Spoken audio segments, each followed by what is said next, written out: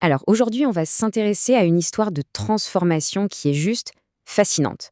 On va voir comment le Rwanda, un pays au passé qu'on sait très lourd, est en train de se réinventer complètement pour devenir un poids lourd de la technologie en Afrique. C'est une sacrée histoire de vision et surtout d'ambition. La vraie question, c'est ça. Comment un pays peut, du jour au lendemain ou presque, changer complètement de cap pour devenir un centre d'innovation?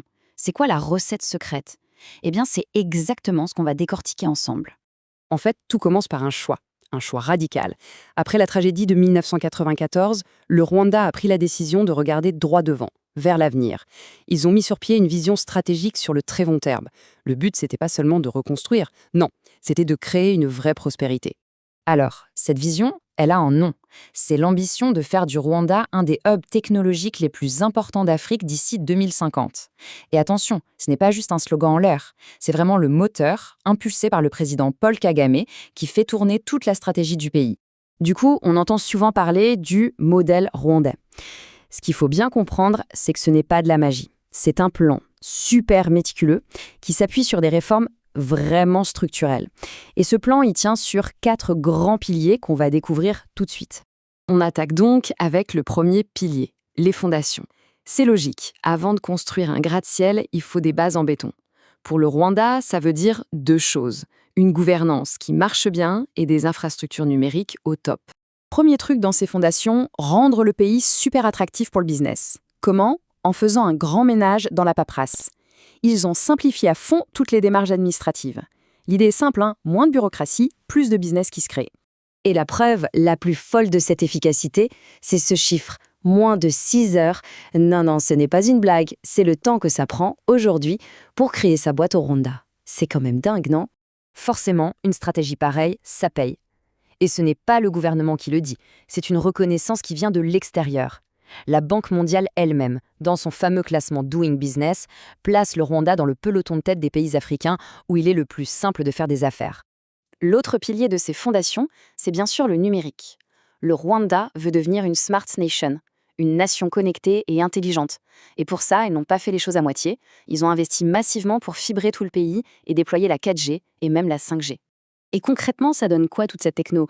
Eh bien, c'est pas juste pour faire joli. On a des drones qui livrent des produits médicaux urgents, genre des poches de sang, dans les coins les plus reculés du pays. Là, on voit bien que l'innovation, elle sert directement les gens.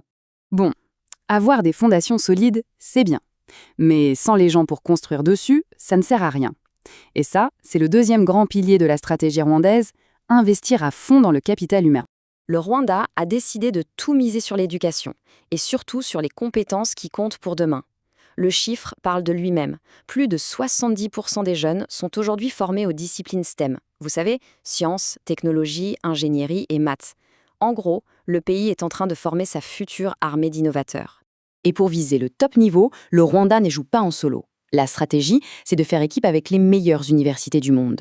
L'exemple le plus connu, c'est Carnegie Mellon, une fac américaine hyper prestigieuse qui a carrément ouvert un campus sur place pour former l'élite des ingénieurs africains. Et tout ça, ça se voit où? À Kigali, la capitale. La ville est devenue un vrai pôle d'attraction pour les startups. C'est un écosystème bouillonnant où les idées fusent et où les projets peuvent grandir grâce aux infrastructures et aux talents qui sont là. Prenons des exemples concrets pour voir ce que ça donne. On a une boîte comme Ampersand qui développe des batteries solaires pour les mototaxis électriques ou encore toute la gestion des déchets de la ville qui est hyper moderne et pilotée par la technologie. Voilà, ça, c'est l'écosystème en plein travail. Ok, une vision, des infrastructures, des talents, tout ça, c'est super. Mais au final, est-ce que ça marche? Pour le savoir, rien de tel que de regarder les chiffres. Et ils ont beaucoup de choses à nous dire. Regardez ça. Depuis le début des années 2000, l'économie du Rwanda, elle n'arrête pas de grimper. On parle d'une croissance moyenne de 7 à 8% par an. C'est juste énorme. Une telle performance, ça change complètement la donne pour un pays. Et cette croissance, elle se ressent dans la vie des gens. Le revenu moyen par habitant a passé un cap super important, celui des 1 000 $. Ça veut dire que petit à petit, la prospérité, elle commence vraiment à se diffuser dans la société. Donc, si on résume, l'histoire du Rwanda, elle nous apprend une chose vraiment forte. Elle nous montre qu'un pays, même sans pétrole ni mine d'or, peut totalement se réinventer et devenir un champion de l'innovation. La clé, une vision claire, de la rigueur pour l'appliquer et un projet commun qui soude tout le monde. Et on se quitte avec cette question, pour réfléchir un peu. Le parcours du Rwanda est évidemment unique.